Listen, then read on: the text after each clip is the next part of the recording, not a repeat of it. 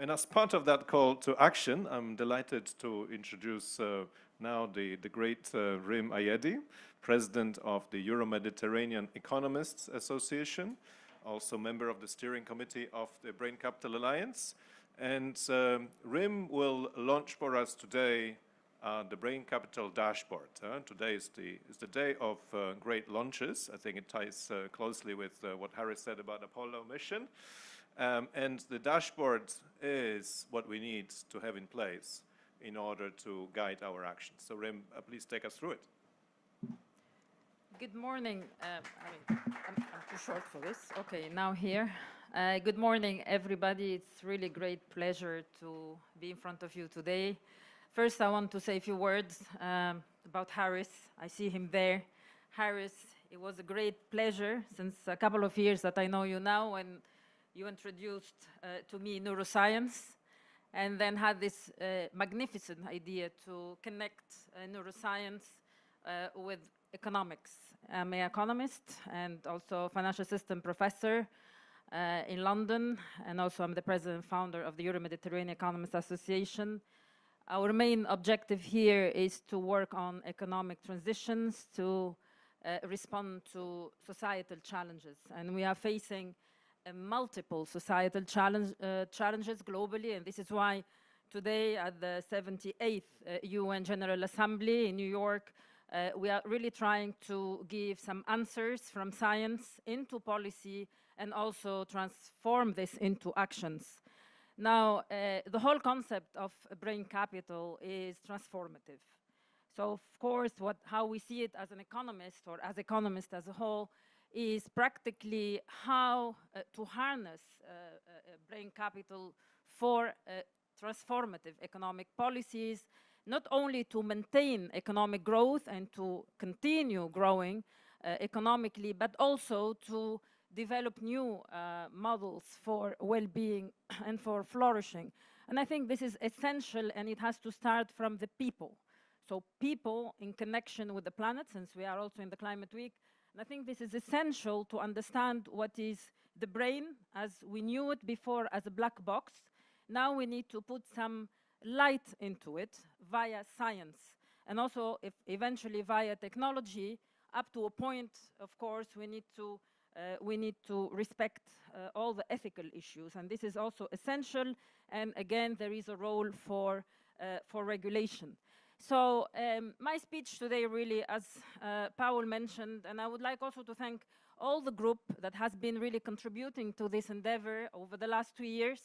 We have managed to put a group of neuroscientists, economists, financial professors, and all of these other disciplines to think together as one and to have one understanding about brain capital. We've heard a lot. Yesterday we have one-day meeting about brain health, but our approach is beyond brain health. It's really to think of brain as an asset that can increase our economic value, our value overall, and trying really to create well-being overall for the populations at all countries, in fact. And this is why the idea of the dashboard.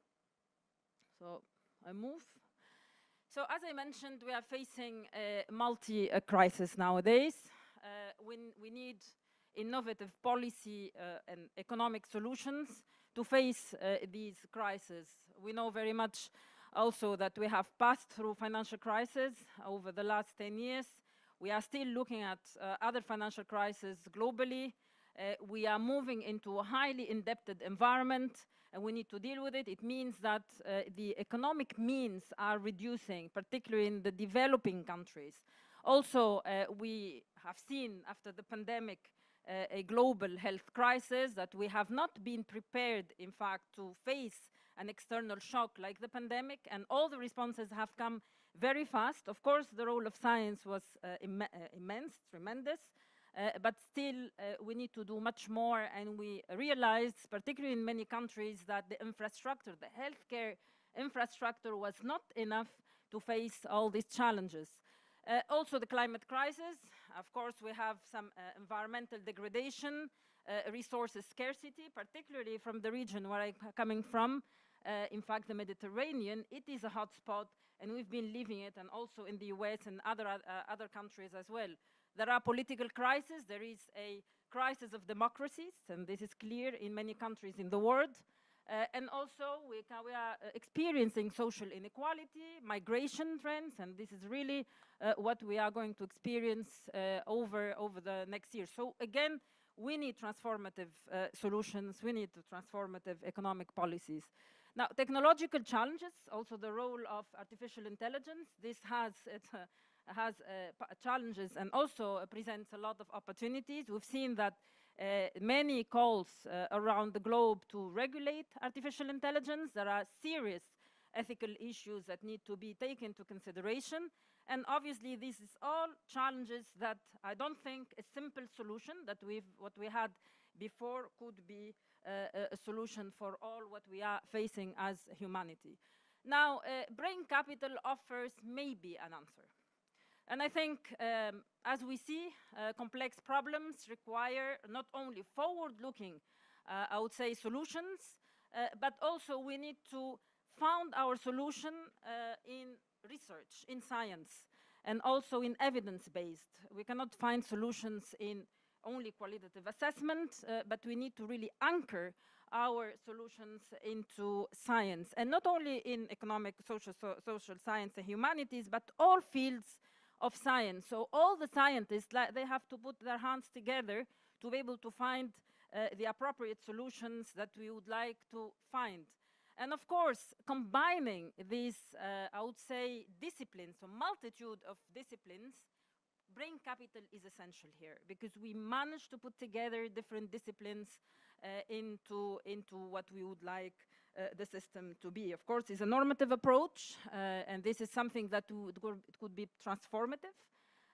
Of course, capital endowments, as you know very well, they are really essential pillars for wealth creation. But beyond this, beyond wealth creation, we need to ensure that wealth creation is also transmitting into well-being and flourishing of population, not only about accumulation of financial wealth or economic wealth, but also accumulation of what I call well-being overall at an individual level. And I think the brain capital also is essential for this.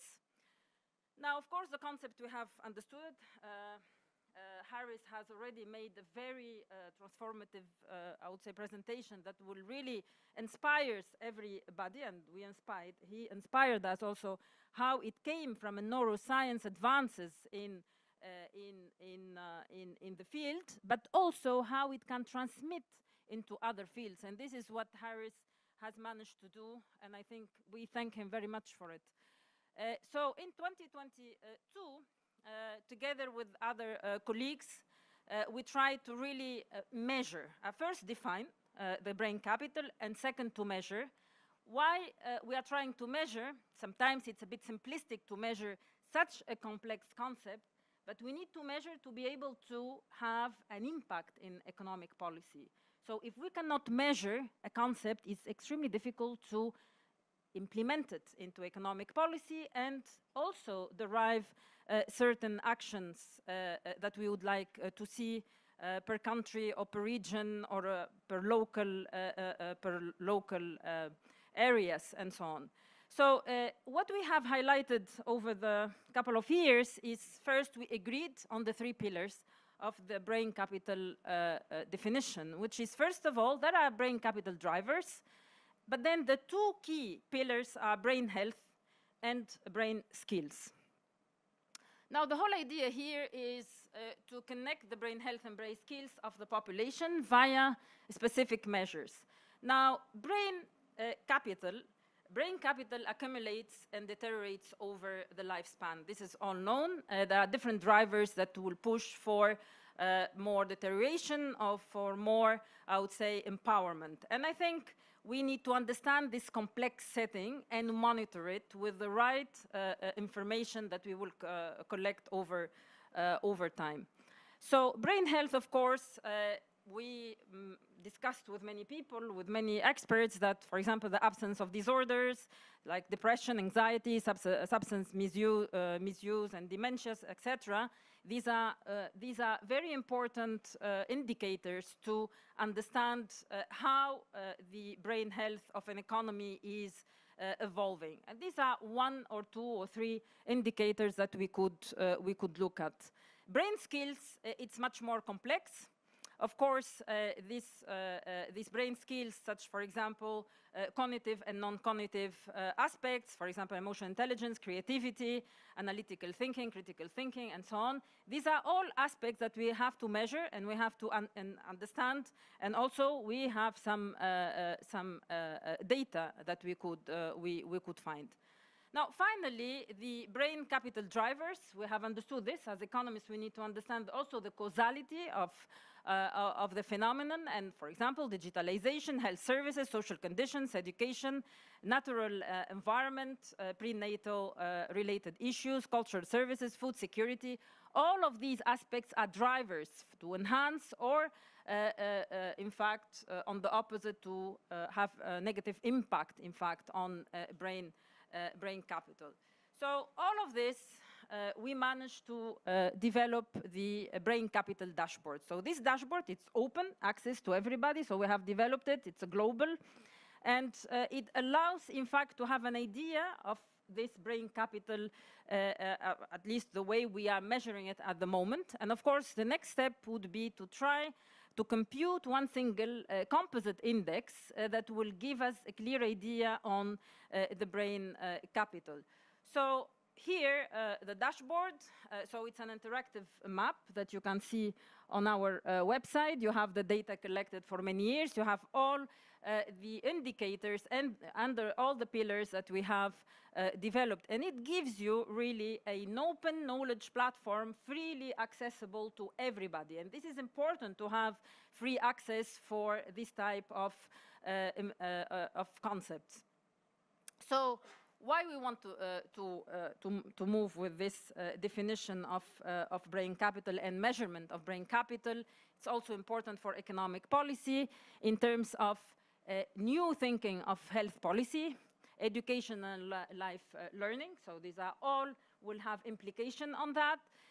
In terms of the economic incentive, what type of economic incentives that should be put forward by the policymakers to ensure that brain health and brain skills are recognized as a concept within the brain capital.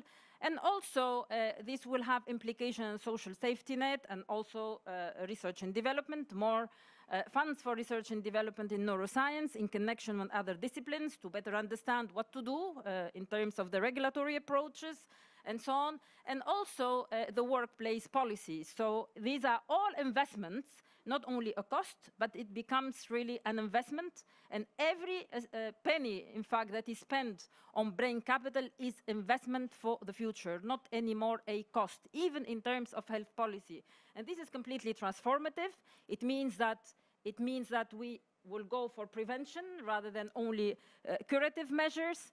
And all of this will allow us, not only from a policy making, but also from the industry-based thinking about how to ensure that brain capital is increased, is accumulated, is maintained at the level of a nation, a region, and also at a company level.